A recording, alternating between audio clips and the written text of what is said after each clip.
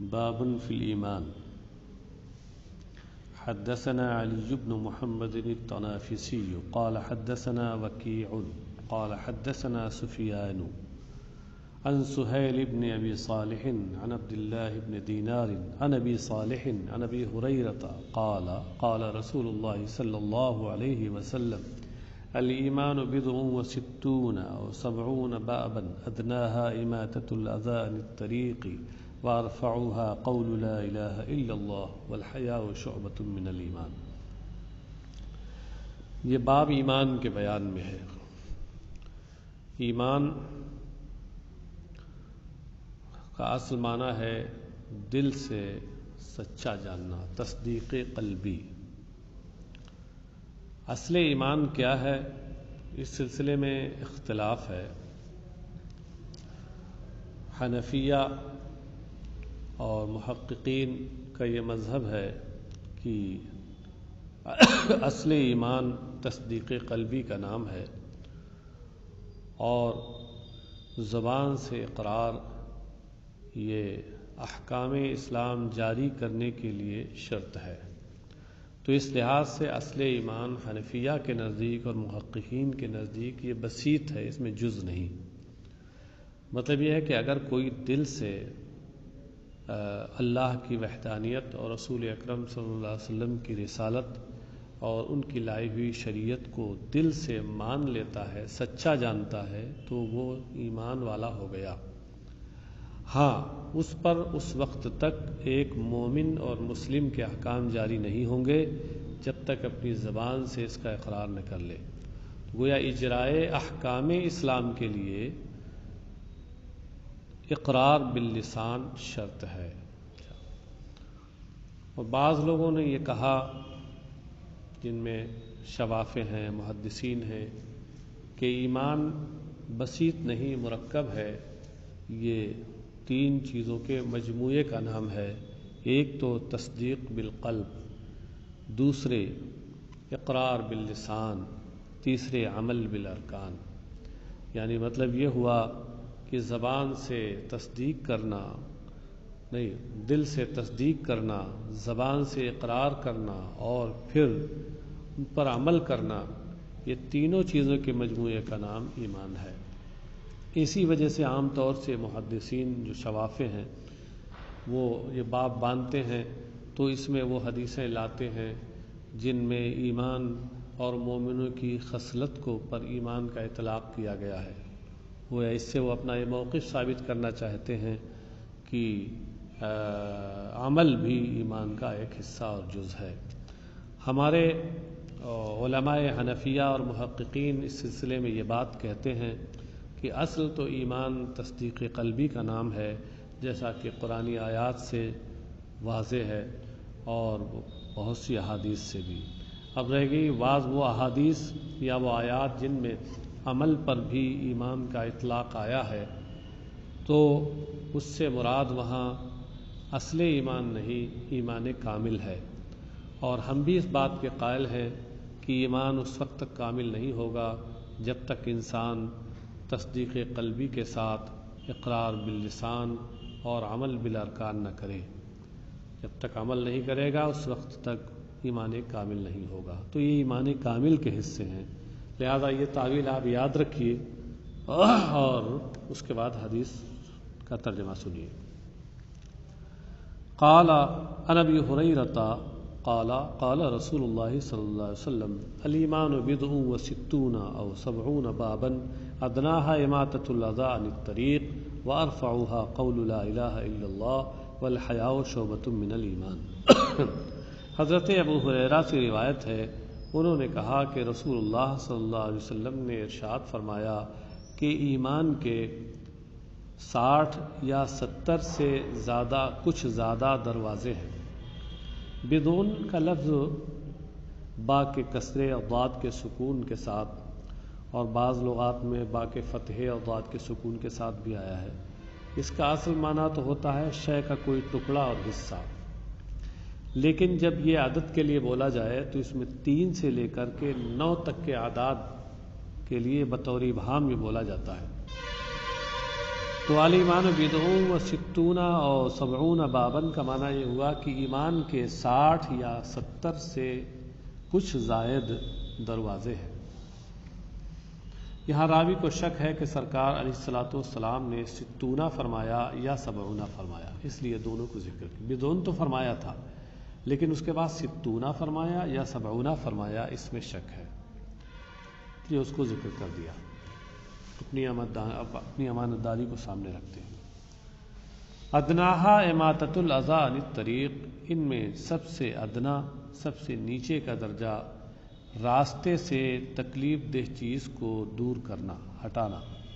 راستے میں کوئی تکلیف دہ چیز پڑی ہوئی ہو، اندیشہ ہو کہ یہ پڑی رہ جائے گی تو کسی چلنے والے اور راستے کے پر آنے جانے والے کو تکلیف پہنچائے گی، تو اس کو دور کر دینا، یہ بھی ایمان کی ایک خصلت ہے، ایمان کامل کا حصہ ہے، ایمان کی ایک خصلت ہے، مومن کو ایسا ہونا چاہیے۔ اچھا، یہی سے سمجھ میں آیا کہ اگر اس کے خلاف کوئی کرتا ہے کہ راستے میں تکلیف دہ چیز کو لا کے ڈالتا ہے جس سے چلنے والوں کو تکلیف ہو، پریشانی ہو، مصیبت ہو، تو یقیناً وہ مومنانہ کام نہیں کر رہا ہے، وہ تو کافرانہ کام کر رہا ہے۔ مومن کی خصلت یہ نہیں ہے کہ راستے میں تکلیف دہ چیز کو ڈالے، بلکہ مومن کی خصلت یہ ہے کہ راستے میں ایسی کوئی چیز پڑی ہوئی تو اس کو اٹھا کے الگ کر دے۔ وَأَرْفَعُهَا قَوْلُ لَا إِلَٰهَ إِلَّا اللَّهُ، اور اس میں سب سے اعلیٰ قول لا الہ الا اللہ، لا الہ الا اللہ کہنا، یعنی توحید کا اقرار، توحید بلکہ کلمہ طیبہ کا اقرار۔ لا الہ الا اللہ یہ دراصل کلمہ طیبہ کا ایک علم ہے، تو لا الہ الا اللہ بولا جائے تو اسے پورا کلمہ مراد ہے۔ مطلب یہ ہوا کہ کلمہ اللہ کی وحدانیت اور رسول کی رسالت کا اقرار کرنا، یہ سب سے اعلیٰ خصلت ہے اس کی۔ والحیاء شعبۃ من الایمان، اور شرم و حیا یہ بھی ایمان کا ایک حصہ ہے، ایک شعبہ ہے۔ شعبہ کہتے ہیں دراصل درخت کی شاخ کو، تو ایمان کو ایک درخت سے تشبیہ دی گئی، اور پھر جو درخت مشبہ بھی ہے اس کو حذف کر کے اس کے لوازم و مناسبات میں سے شعبتن کو ذکر کیا گیا، تو یہ استعارہ مکنیہ اصلیہ ہوا۔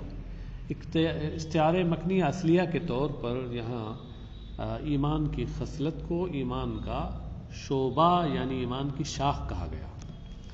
حیا یہ بھی ایمان کی ایک شاخ ہے، ایمان کی ایک خصلت اور ایمان کا ایک شعبہ ہے۔ حیا کا معنی لغت میں ہوتا ہے کہ کوئی انسان کسی اپنے اوپر عیب لگائے جانے کے اندیشے سے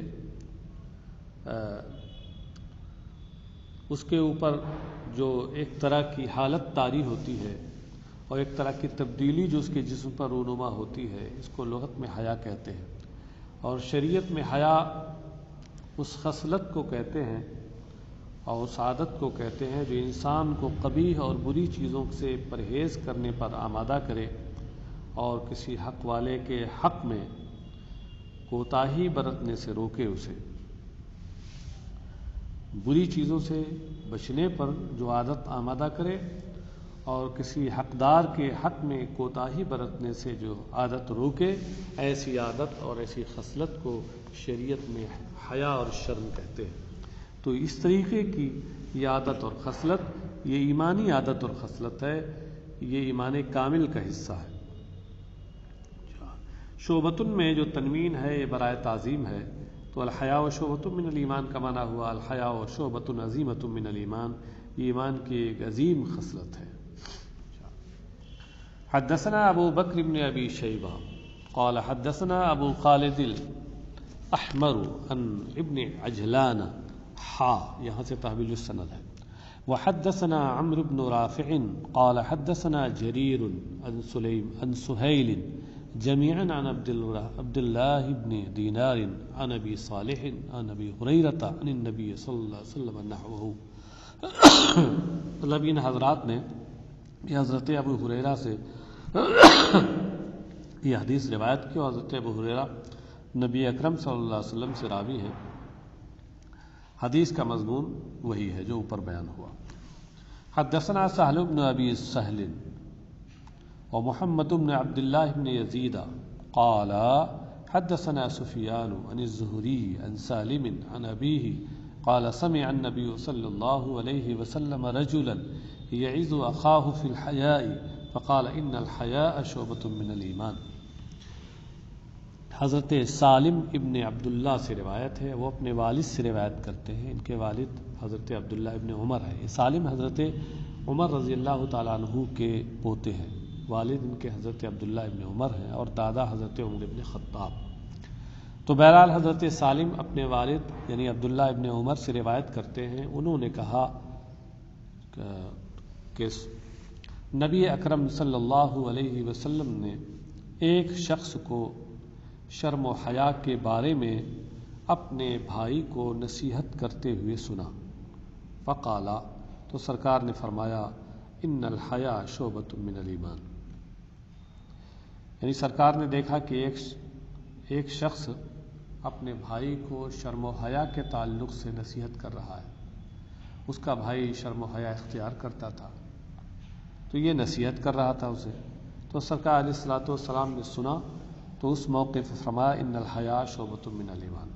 بخاری کی روایت میں یہاں اور اضافہ ہے کہ سرکار علیہ الصلوۃ والسلام نے فرمایا دعہ، اسے چھوڑ دے، یعنی نصیحت مت کر اس سلسلے میں۔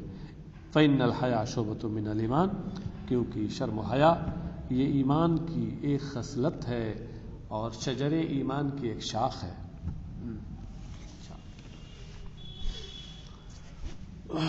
یعنی مومن جو ہوتا ہے اس کے اندر حیا ہوتی ہی ہے، بے حیا اور بے شرمی یہ تو کفار کا طریقہ ہے۔ حدثنا سويد بن سعيد قال حدثنا علي بن مسهر عن الأعمش وحدثنا علي بن ميمون الرقي یہ رقا کی طرف نسبت ہے، رقا یہ ایک جگہ کا نام ہے۔ قال حدثنا سعيد بن مسلمة عن الأعمش عن إبراهيم عن علقمة بن عبد الله قال رسول الله صلى الله عليه وسلم لا يدخل الجنة من كان في قلبه مثقال ذرة من خردل من كبر ولا يدخل النار من كان في قلبه مثقال حبة من خردل من ایمان۔ حضرت عبداللہ سے روایت ہے، انہوں نے کہا کہ اللہ کے رسول صلی اللہ علیہ وسلم نے ارشاد فرمایا کہ جنت میں داخل نہیں ہوگا وہ شخص جس کے دل میں رائی کے دانے کے برابر بھی تکبر ہے، اور دوزخ میں داخل نہیں ہوگا وہ شخص جس کے دل میں رائی کے دانے کے برابر بھی ایمان ہے۔ خردل کا معنی رائی، سرسوں۔ عربی زبان میں یہ سرسوں اور رائی یہ کسی چیز کی کے چھوٹے ہونے کو بتانے کے لیے اس کی مثال دی جاتی ہے۔ تو اس سے یہاں ان کا امام ابن ماجہ کا مقصد یہ ہے، یہ بتانا چاہتے ہیں کہ ایمان یہ بھی گھٹتا اور بڑھتا ہے۔ حالانکہ ہم بتا چکے ہیں کہ حنفیہ کے نزدیک اور محققین علماء کے نزدیک، محققین محدثین کے نزدیک بھی ایمان یہ بسیط ہے، یہ گھٹتا اور بڑھتا نہیں ہے۔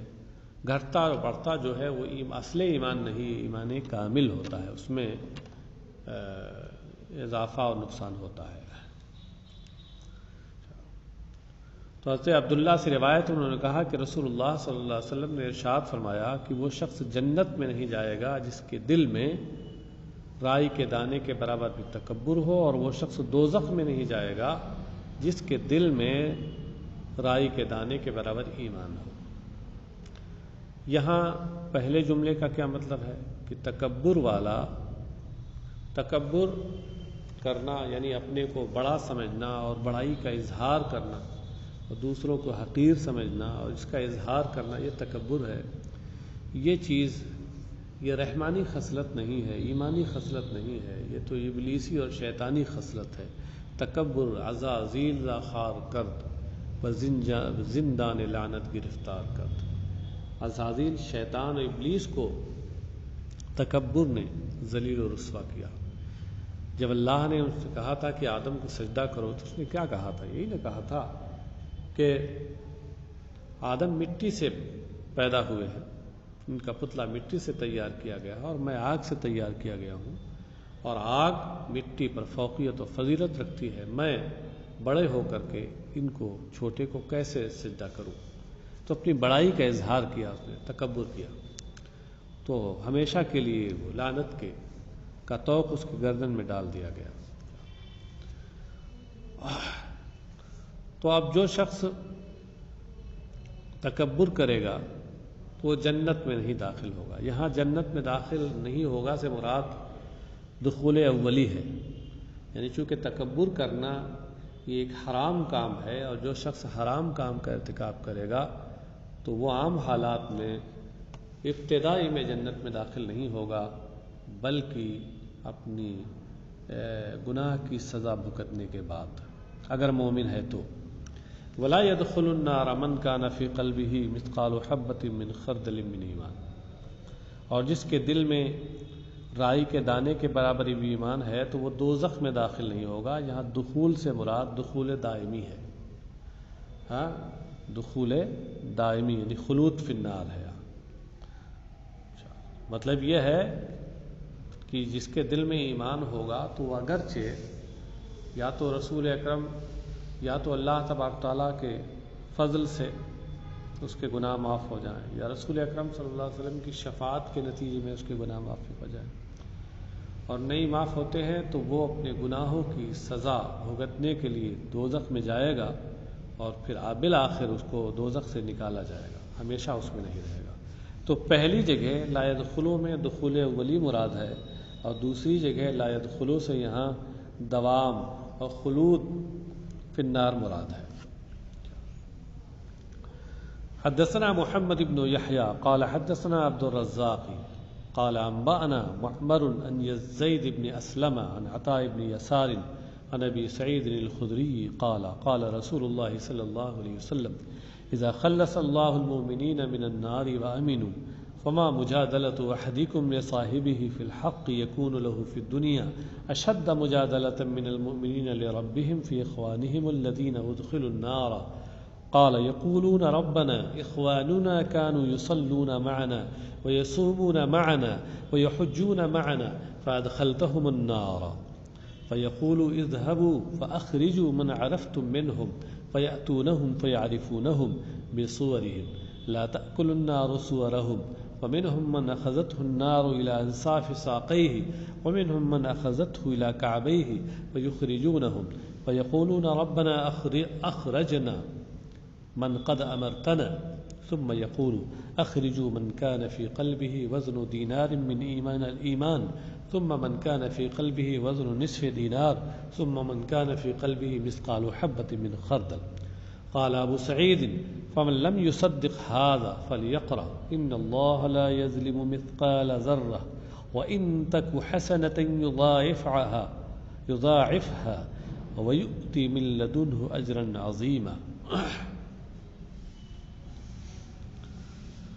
حضرت ابو سعید خدری سے روایت ہے، انہوں نے کہا کہ رسول اللہ صلی اللہ علیہ وسلم نے ارشاد فرمایا کہ جب اللہ تعالی مومنوں کو دوزخ سے نجات عطا فرما دے گا، وَأَمِنُوا، اور وہ اس امان اور سلامتی میں ہو جائیں گے، تو کہتے ہیں فما مجادلۃ احدکم لصاحبہ فی الحق۔ یہاں پر ما یہ ما مشابہ بلیسا ہے جس کا اسم مرفوع ہوتا ہے، یہ مبتدا خبر پر داخل ہوتا ہے، اس کا عمل یہ ہے کہ اسم کو مرفوع کرتا اور خبر کو منصوب کرتا ہے۔ تو مجادلۃ احدکم، یہ مجادلہ مضاف اپنے مضاف الیہ اور تمام متعلقات سے مل کر کے ما کا اسم ہے مرفوع، اور اشد مجادلۃ من المؤمنین لربہم فی اخوانہم الذین ادخلوا النار، یہ مضاف الیہ اور متعلقات سے مل کر یہ ما مشابہ ولیسا کی خبر ہے، منصوب ہے۔ اب ترجمہ کیا ہوگا؟ تو تم میں سے ایک شخص کی حق کے معاملے میں دنیا میں اپنے ساتھی کے لیے جو جھگڑنا ہوتا ہے، اپنے ساتھی کے لیے جو دوسروں سے جھگڑنا ہوتا ہے، تو یہ جھگڑا، یہ لڑائی جھگڑا، یہ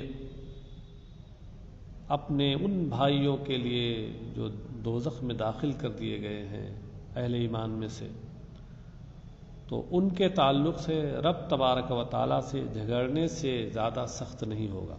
کیا مطلب ہے؟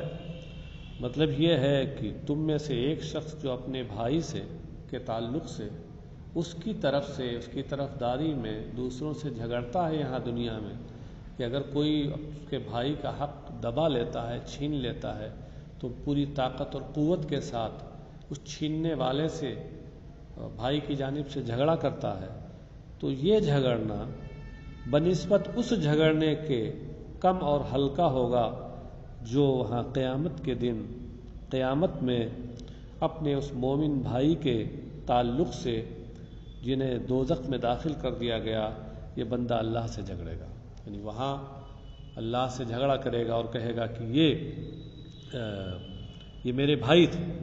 اس کی تفصیل آگے آ رہی۔ قالا، سرکار نے فرمایا، یقولون، وہ لوگ کہیں گے کہ ربنا اخواننا کانوا یصلون۔ یہاں یقولون سے کے بعد یہ اسی کی تفسیر ہے کہ کیا وہ رب تبارک و تعالیٰ کی بارگاہ میں کس طریقے سے اپنے ان مومن بھائیوں کے لیے جھگڑا کریں گے۔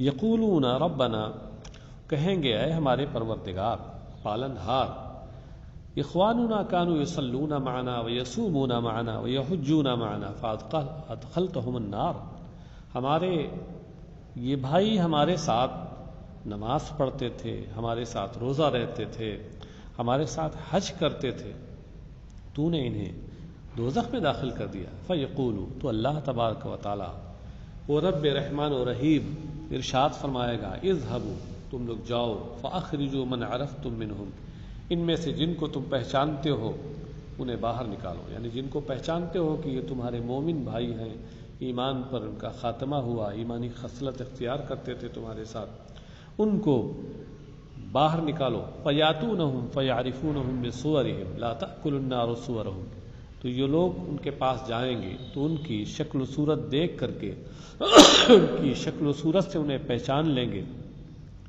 کہ نار دوزخ ان کی صورتوں کو نہیں کھائے گی، یعنی جہنم کی آگ ان کے پورے سراپا کو تو جلا دے گی، صرف ان کی شکل و صورت باقی رہے گی، اسی سے وہ پہچانیں گے۔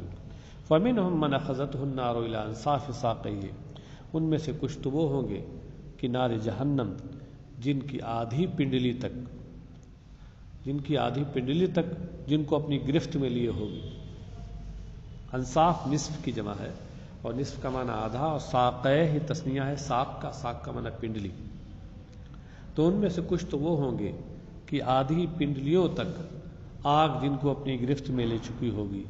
وَمِنْهُمْ مَنْ أَخَذَتْهُ إِلَىٰ كَعْبَيْهِ، اور ان میں سے کچھ وہ ہوں گے کہ جن کے دونوں ٹخنوں تک آگ اپنی گرفت میں انہیں لے چکی ہوگی۔ فَيُخْرِجُونَهُمْ، تو یہ لوگ انہیں جہنم سے باہر نکالیں گے۔ فَيَقُولُونَ رَبَّنَا، پھر عرض کریں گے اے ہمارے پروردگار، أَخْرَجْنَا مَنْ قَدْ أَمَرْتَنَا، ان لوگوں کو ہم نے باہر نکال لیا جن کے تعلق سے تو نے حکم دیا تھا۔ ثم یقول، اور پھر رب تبارک و تعالی ارشاد فرمائے گا، اخرجوا من كان في قلبه وزن دینار من الایمان ثم من كان في قلبه وزن نصف دینار ثم من كان في قلبه مثقال حبة من خردل۔ اللہ تعالی کی رحمت اس وقت جوش پر ہوگی، ارشاد فرمائے گا کہ تم لوگ ان کو بھی باہر نکالو، جہنم سے باہر نکالو جن کے دل میں ایک دینار کے برابر ایمان ہو، اور پھر ان کو باہر نکالو جن کے دل میں آدھے دینار، نصف دینار کے برابر ایمان ہو، اور پھر انہیں باہر نکالو جس کے دل میں رائی کے دانے کے برابر بھی ایمان ہو۔ قال ابو سعید جو اس کے حدیث کے راوی ہیں، ابو سعید خدری، انہوں نے کہا کہ فمن لم يصدق هذا فليقرأ، تو جو اس کو سچا نہ سمجھے، اس حدیث کو سچا نہ سمجھے، تو اسے قرآن کی یہ آیت پڑھ لینا چاہیے، اس میں یہی مضمون ہے، ان اللہ لا یظلم مثقال ذرہ، یقیناً اللہ ذرہ برابر بھی کسی پر ظلم نہیں فرمائے گا۔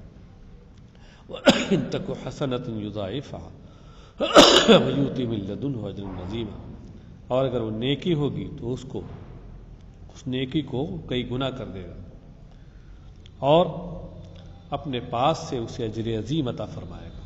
تو اس سے دیکھیے یہ سمجھ میں آتا ہے کہ اللہ ظلم نہیں کسی پہ کرے گا۔ اگر کسی کے پاس بھی ایمان ہے تو اس ایمان کے لحاظ سے ہمیشہ اس کو جہنم میں نہیں چلائے گا۔ اس کے اندر کچھ بھی نیکی ہے تو اللہ تعالیٰ اس نیکی کو کئی گنا کرے گا اور اپنے پاس سے اسے اجر عظیم عطا فرمائے گا۔ اس طریقے سے جہنم سے اس کی نجات کا سامان ہو جائے گا۔ یہی مضمون اس حدیث میں ہے جو اس آیت میں ہے، لہذا اب آیت کو دیکھ کر کے شک و شبہ دور ہو جانا چاہیے اور حدیث کے مضمون کی تصدیق کرنی چاہیے۔ وصلی اللہ تعالی علی خیر خلقہ سیدنا و مولانا محمد وعلی آلہ وصحبہ اجمعین برحمتک یا ارحم الراحمین۔